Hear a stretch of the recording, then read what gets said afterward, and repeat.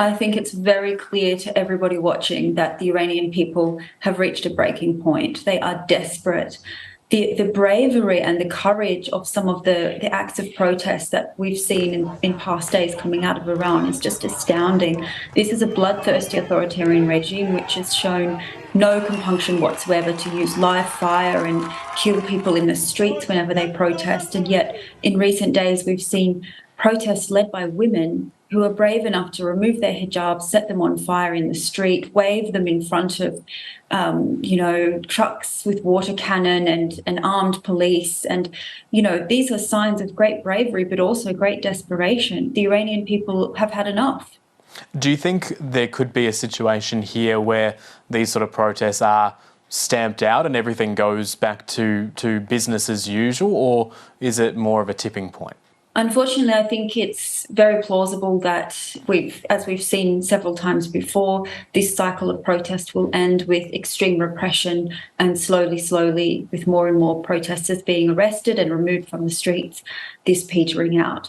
A lot of us would like to hope that this could be the spark that, sets the regime aflame in an irrevocable way. But, and I do think it will happen at some point.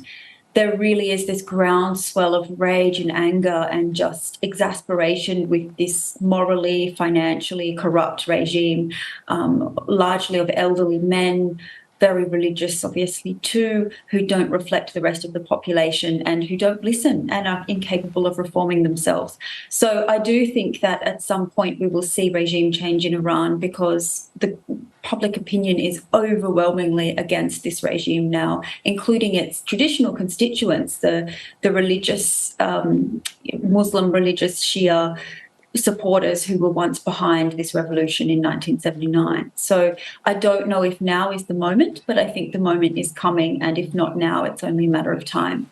I notice that the Iranian government is accusing foreign agents or unspecified terrorists of instigating some of this violence. Is there a chance that there may be some truth in that? People taking the opportunity to cause further disruption and detracting from the actual message here?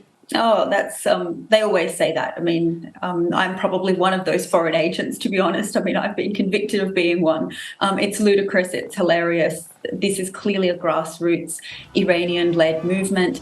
It's spontaneous. It erupted after the killing of Mahsa Amini, a 22-year-old young Kurdish woman who was simply walking about the streets dressed like 20 or 30% of the female population, which is, she's wearing a hijab, but it's further back on her head. You can see a bit of hair there, but she still is complying. And for that, she was arrested and murdered by the morality police.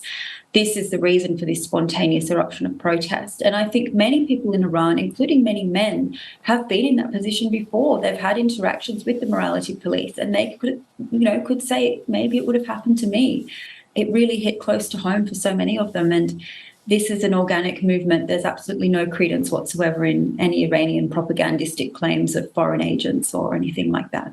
Given the fraught negotiations, or rather the fraught relationship that the world has with Iran and the Iranian government, what do you think is the most feasible world response, global response to what's happening in Iran at the moment?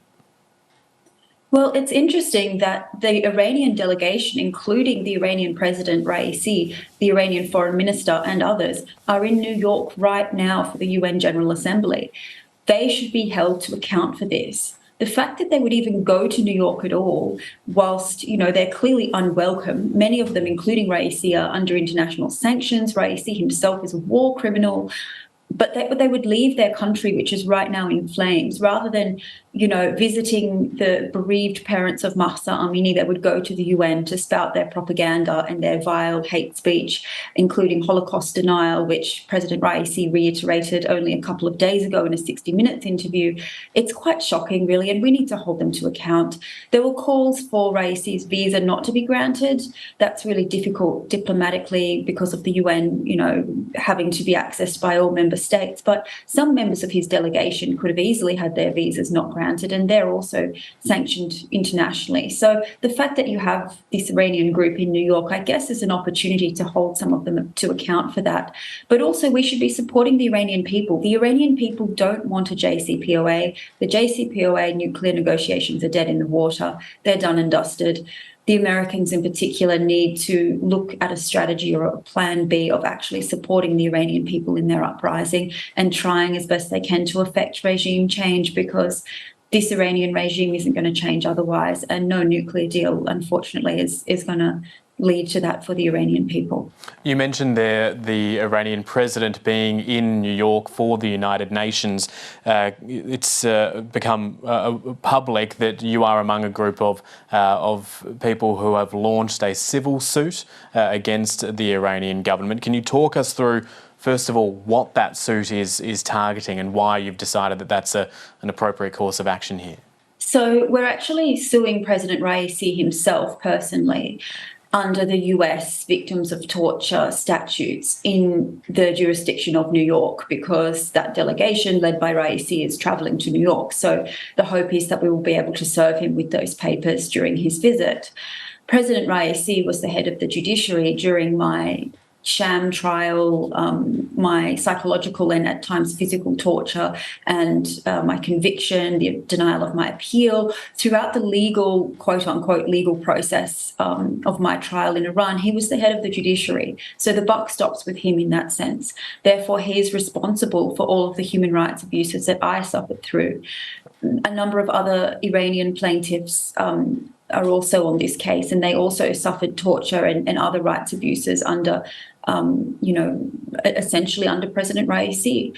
He is also widely considered to be a war criminal due to the killings of thousands of innocent political prisoners in 1988 when he was a judge on the so-called death commissions. And this is a really nasty character. It is a bit of a stunt in a way. I don't know whether or not the lawsuit will have any meaningful impact, but it is one means to try and call some sort of account for this man's horrendous crimes.